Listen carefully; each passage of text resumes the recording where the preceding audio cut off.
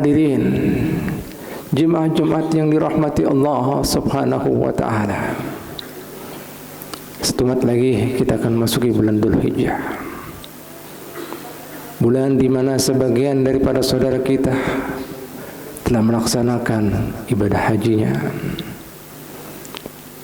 Dan di bulan Dzulhijjah ada juga suatu peristiwa ibadah yang amat sangat besar, tidak kalah besarnya daripada pahalanya bagi mereka kemudian yang mampu untuk melaksanakan untuk ibadah kurbannya. Dalam kesempatan ini baginda Nabi Muhammad SAW suatu ketika mengingatkan kita seberataan sebagai umatnya. Beliau bersabda, "Ma amilah ibni Adam yawman nahri min amalin ahabba ila Allah min iraqatid dam." Ila akhiril hadis hatta yaqula Nabiyuna Muhammad sallallahu alaihi wasallam, "Fatayyibu biha nafsan." Yang artinya dan maksudnya,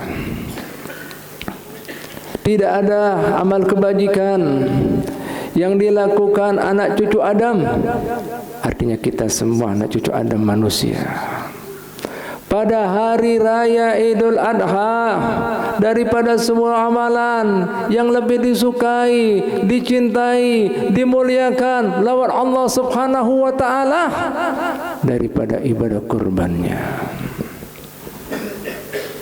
Ibadah kurban itu semua ada nilai ibadahnya, pahalanya.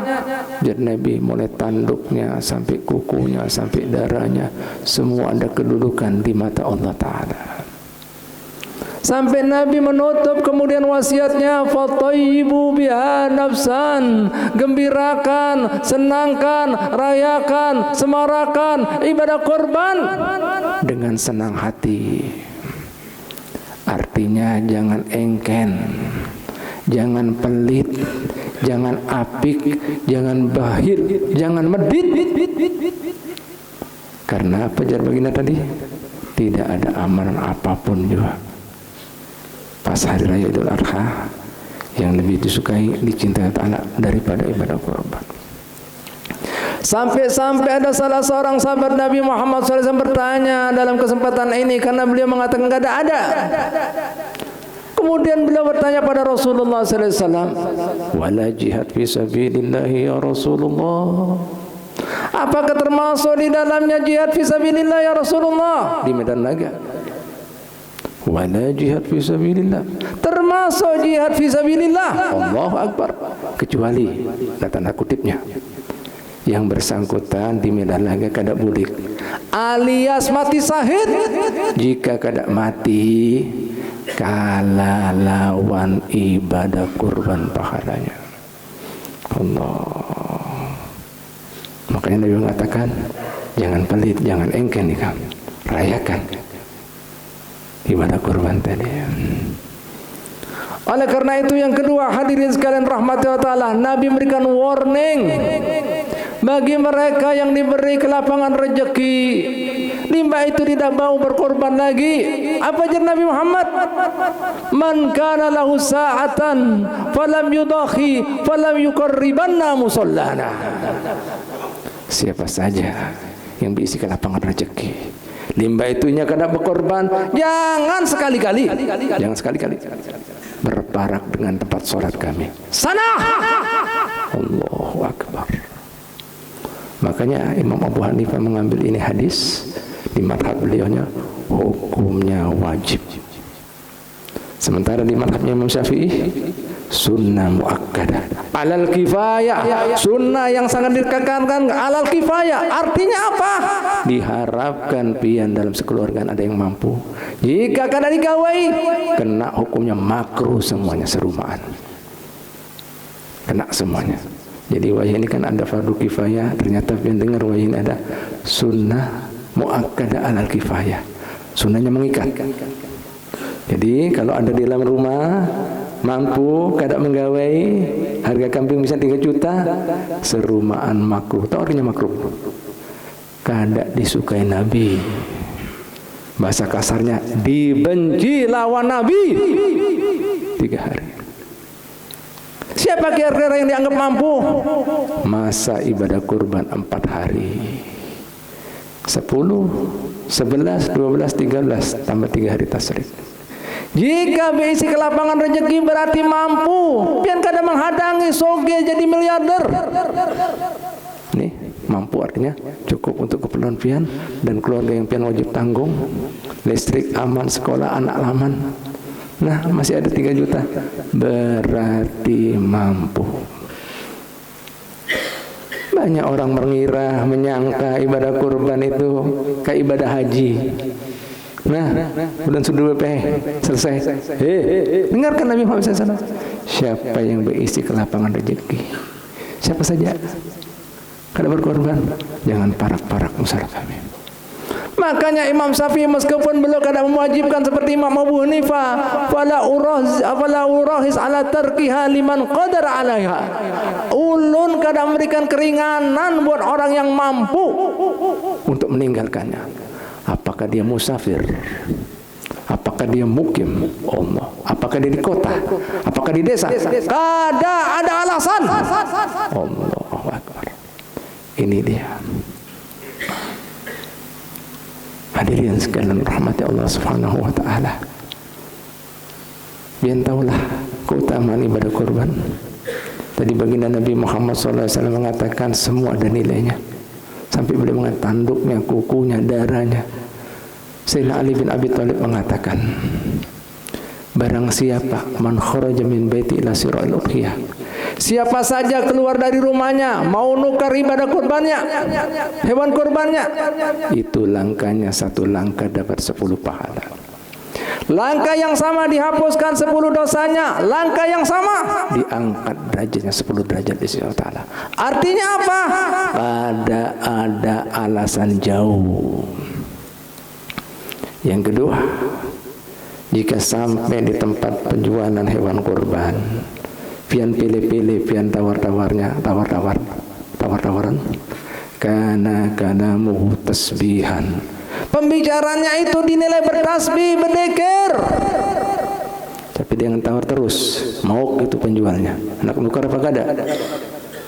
Karena yang ketiga, apabila akor harganya 1 dirhamnya diganti 700 pahala. Tinggal kalikan kan. Dan ketika kemudian hendak kemudian dikorbankan, diandak aja seluruh makhluk Allah Ta'ala daripada bumi lapis 1 sampai lapis ke-7 memohonkan doa bagi orang yang berkorban.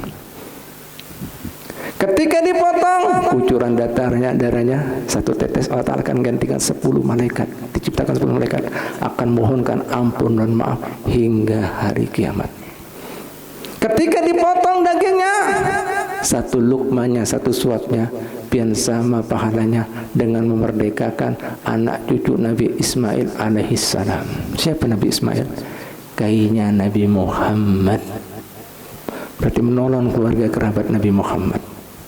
Gimana pian kada dapat syafaat? Coba logika pikirkan. Ini tadi. Makanya Nabi Muhammad SAW senangkan, gembirakan hati kalian dengan kurban. Jangan pelit, jangan engken. Nabi Muhammad tahu tempatnya salah dan manusia tempatnya salah dan dosa. Ini kesempatan, ambil untuk mendapatkan fadilah, kemuliaan di hari raya ibadah kurban. Ibadah kurban ini hukumnya sunnah muakkadah, bisa jadi wajib apabila pian nadarkan. Jika dinadarkan, apa bedanya ibadah kurban wajib dengan sunnah? Jika sudah dinadarkan, bagi orang yang berkorban tidak boleh mengambil sedikit pun dagingnya, termasuk keluarga yang wajib dinafkahinya.